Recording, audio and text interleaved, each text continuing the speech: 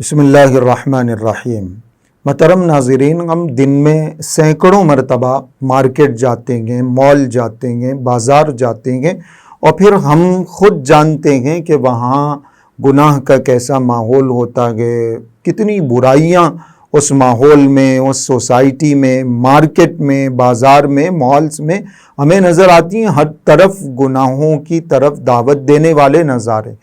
ایسے برے ماحول میں اگر کوئی شخص اللہ کو یاد کرتا ہے، ایسے گناہوں کے ماحول میں اگر کوئی مارکیٹ میں جانے کی، بازار میں جانے کی دعا پڑھتا ہے، وہ وظیفہ پڑھتا ہے، آپ یقین نہیں کریں گے ایسی شاندار دعا، ایسا شاندار اجر و ثواب اللہ رب العزت کی طرف سے عطا ہوتا ہے کہ حیرت ہوتی ہے کہ بازار میں جا کے یہ مختصر سی دعا پڑھ لو اور شاندار اجر و ثواب۔ میں پہلے دعا بتاتا ہوں، اس کے بعد اس کا جو ثواب ہے، اس کی جو فضیلت ہے، انشاءاللہ وہ فضیلت بتاؤں گا۔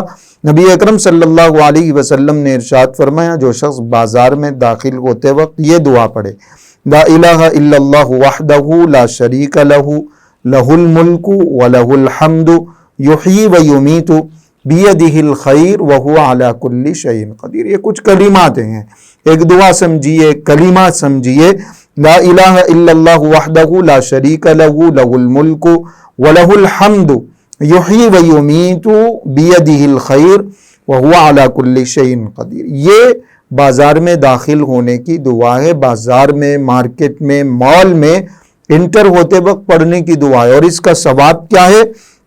نبی اکرم صلی اللہ علیہ وسلم نے ارشاد فرمایا، اس دعا کے پڑھنے کے نتیجے میں اللہ رب العزت اس کے لیے 10 لاکھ نیکیاں لکھتے ہیں، اور 10 لاکھ برائیاں اللہ رب العزت اس کی مٹا دیتے ہیں، اور اس کے 10 لاکھ درجے بلند فرماتے ہیں۔ یعنی تین فائدے ایک مختصر سے کلمے کو، ایک چھوٹی سی دعا کو پڑھنے کے نتیجے میں اللہ رب العزت عطا فرما رہے ہیں۔